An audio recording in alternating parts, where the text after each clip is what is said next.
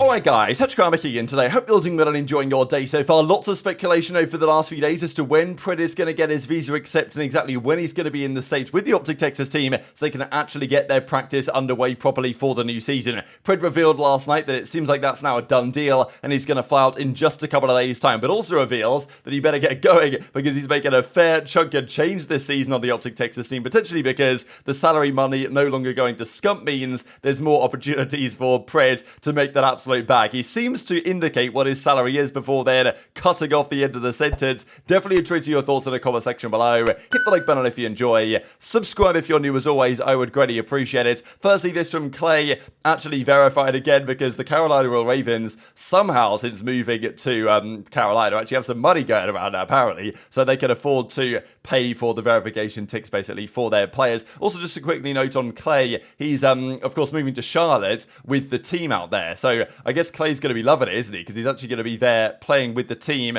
which is a little bit of a different story that he's had on Vegas Legion for the last season when they were just playing from home, no facility, nothing like that. So, yeah, if anyone is nearby Dallas or knows Clay or anything like that, and Clay's still looking for someone to rent his house out to, then feel free to get involved, I guess. Because he put it on Twitter, so I guess he's interested in anyone to apply. So I thought I'd mention it. If anyone's looking for a place to live in the heart of downtown, does he say downtown Dallas? Okay, maybe it's not downtown Dallas, but he says it's relatively close. Okay, close to downtown. Yeah, I did see it somewhere there. I just, it's the Ziddy Hastro impression. You guys know what it is. This is also going to be Clay's 15th season as a competitive player, which is so outrageous really to think about. Like in regular sports, for someone to play 15 seasons in a row, like it's very impressive. And to do such in esports is kind of unheard of, to be honest. So yeah, 15th season for Clay. Slasher, attach, accuracy, they're all at 10 and above. Even Kenny now is on his 8th year. It's already the 7th season for Dashy, which is kind of remarkable. I guess it makes sense, really. But still, there's a lot of guys that you still feel like, even aBeZy, it's his 7th season competing. So yeah, time definitely moves on quickly. But Clayster is just dominating the leaderboards here, to be honest. Even the likes of Awakening going into his 5th season, for example. But yeah, these boys, different gravy. Clay 15th season is so impressive. Hopefully it won't be his last, but I know that he's mentioned before the season that is a possibility, but they've been looking pretty good in practice over the last couple of days. Did want to mention on the Scrim side though, there's been lots of competitive series. I thought we might see some teams be getting bodies and some teams like be frying, right? And okay, FaZe, that's the best team really that we've seen this practice of so far. So obviously they're going to be good. It's FaZe. And they've been generally beating, they played quite a few amateur teams actually, and they've obviously got good scores against them. But most teams are pretty much splitting maps or they're looking very competitive, which is promising for the season, definitely, because right now, between Vegas, Carolina, Boston, Rocker, like Surge, teams like this, it's really tough to say, LA Thieves, who's actually better. Like, putting these guys into like a tier list power rankings, okay, it's only week 1. We might by week 3 get a better idea. But usually I think we see a little bit more discrepancy early on than we have done so far. Like, for example, Boston versus Vegas, they split the maps here like 2-2. We also, for example, Boston versus Thieves. Okay, Thieves won most of these maps. I think they won game 1 250-170, then 250-150, 250-226, 250-242. So, very close maps. And then Boston won the terminal. So, okay, sure, that was 4-1 to Thieves, and they're looking pretty promising so far. But still, it's not like they were blowout maps or anything against a Boston team that I think this is the worst that they will ever be, Boston, and they should be better in search and destroy than they are in the respawns. So, if Boston are going to be exposed and get a top 12, a top 8 or whatever, I think early season is when that's going to be happening.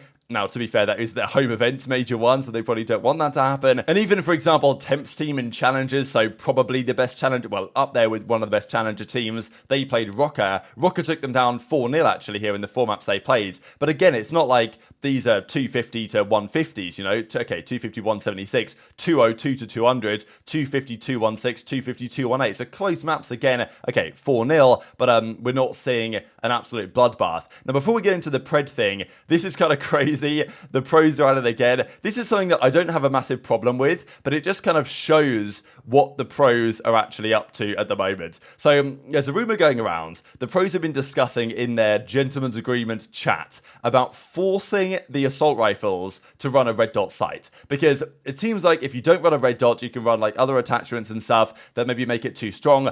Personally, I prefer the look of, you know, a rifle with a red dot on rather than without it. And sure, the iron sights can, sometimes they're a bit ugly, but they can be very effective. Apparently the pros are saying that they're going to force, at least it's being discussed, to force the players to use a red dot, which is such like a petty GA, and it's such a small thing that you'd think like, come on, do we really need to have a mandated red dot on the weapons? If I want to use iron sight, surely I should be able to. But apparently the pros have decided that at least some are suggesting that's what they want to go forward with. Which, as I say, it's not like it's a massive deal, you know, it's not really going to affect the viewing experience, but it just kind of, it's indicative of the current state of GAs, that it gets so petty, and arguably a lot of the decisions without all that much reason behind them, that this is the type of stuff that we are now getting discussed as well. So intrigued to your thoughts on that for sure. Didn't mention this yesterday, but did want to say that HyDra was nominated for the Game Awards Best Esports Athlete. I always get confused because there's the Esports Awards, then there's the Game Awards, but yeah, HyDra's here. Pretty good year for the French actually, because Zywoo was nominated as well for CSGO, as was HyDra. I think HyDra's going to have a pretty hard time winning this. He could well win it, and honestly, if he does win it, I'd say he's deserving of it. But it's going to be tough to get past, you know, Faker or Ruler or whatever happens in the League of Legends side. If Faker wins Worlds, which I'm guessing is coming up this weekend, isn't it? The finals of that, then yeah, it's going to be tough to look past Faker on this one. But yeah, HyDra did get nominated. Now, a player that plays somewhat similarly to HyDra is, of course, Pred. Now, he was streaming from, I'm guessing, London over the last couple of days, playing with some European guys, Zero, stuff like this, in some chals.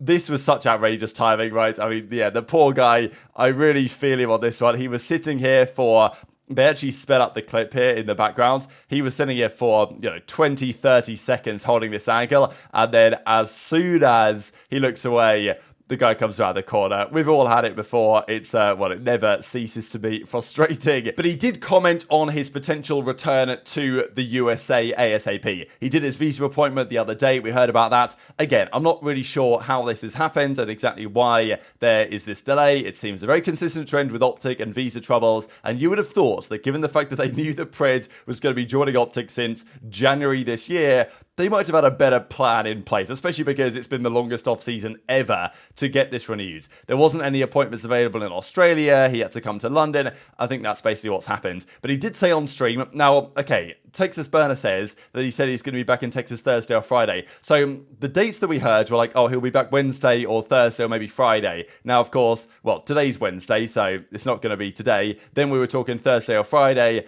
and I couldn't, to be honest, I looked through the clips on his channel from last night. I couldn't find any of him saying Thursday or Friday. I did find one that of him saying Saturday, where he basically says to Dashy, like, oh, I'm buzzing, you know, the flight's booked, you know, for Saturday, and I'm going to cook, so the visa's approved. So it almost sounds like he's joking around a little bit, but I imagine, you know, this is the best clip I could find of it, basically. And I saw people saying elsewhere that he'd also, yeah, said to Dashy that Saturday is the day that he's going to be back. So whether it's Thursday, Friday, Saturday, whatever, it's still reasonable enough. You know, 1 week after release, that's okay. OpTic can get to practice, and it's not the end of the world. Sure, FaZe have a bit of a head start, but I don't think that's going to massively matter in the grand scheme of things. The other clip I wanted to share, though, that Dak Cooley pointed out to me was, this is a hilarious clip, where Pred says he's playing some Terminal, and he's saying, oh, okay, I've got to regain, got to lock in. I don't make all this money for nothing type thing. And he basically goes on to say what his salary is, and then he cuts off the sentence. And the way that he cuts off the sentence makes it sound to me like he was like, oh, I really shouldn't be saying this. Let's get a chat.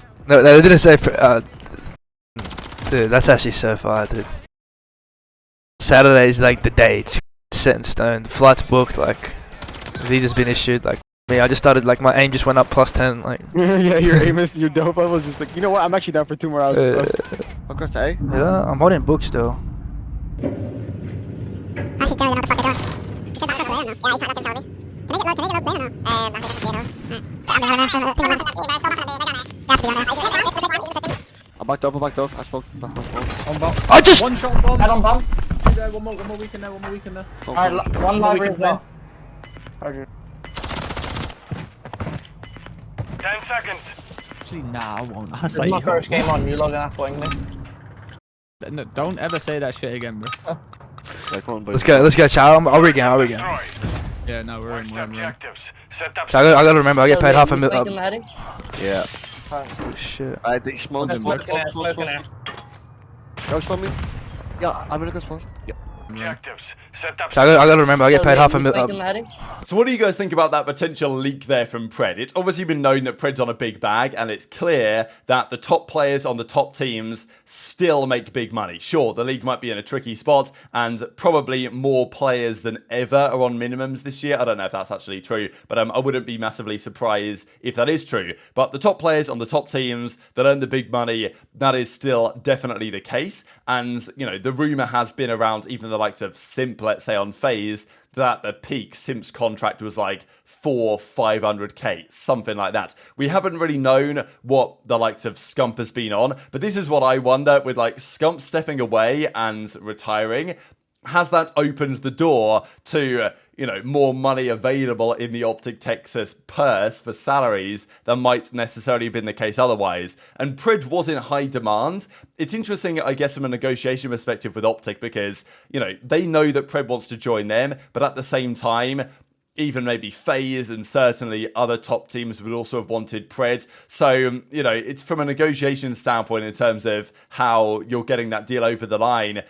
I think it's pretty impressive what Pred's agent has managed to pull off here to get that kind of a bag, if that's true. I would say Pred's on at least 300. So, you know, the idea that he's saying, oh, 500,000 and then he kind of stops, you know, before he says 500,000 is, you know, 500,000, of course, what that would equate to is not all that dissimilar. And maybe 500,000, if he did actually mean that, and that's what he implied, you know, is that just rounding? Is he rounding up from 400? Is he rounding up from 350? Because, okay, maybe not all that dissimilar, but still a pretty mega bag for Pred. And if he is on 500,000 for this season, if that's actually true, that's pretty wild because that aligns with the contract that HyDra was supposedly getting, which maybe wasn't, you know, maybe it didn't actually occur. We're not really sure on that one, but there was a rumor that when HyDra was meant to go to OpTic last year, in order to get him back onto New York, they had to offer him like, you know, $500,000 bag, which then presumably he accepted and stayed. But then I think it turned out that he probably wasn't earning that much because OpTic decided to stick anyway, so maybe they didn't actually need to pay him the 500k after all, whatever. But you guys, you know what we're getting across here, that the top players still are making big money in this league,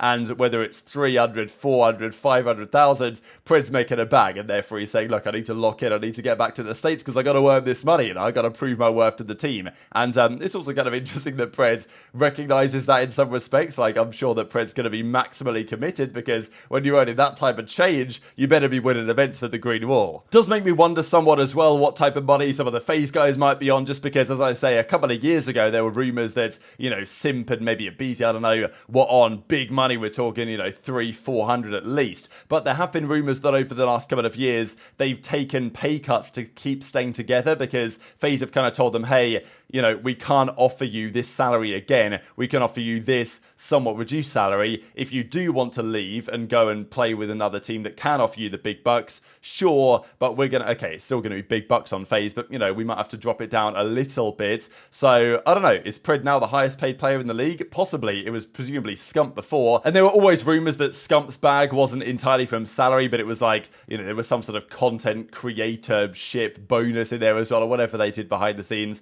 to make that work out. Don't know if it's going to be the same story with Pred, but nonetheless, very much intrigued to your perspective in the comment section below. And yeah, rate Scrap's jumper here from 1 to 10, and Octane hits this in the replies. But very much intrigued to your thoughts on all this stuff in the comment section below. Hit the like button if you enjoyed, subscribe if you're new, take care, and I'll see you next time.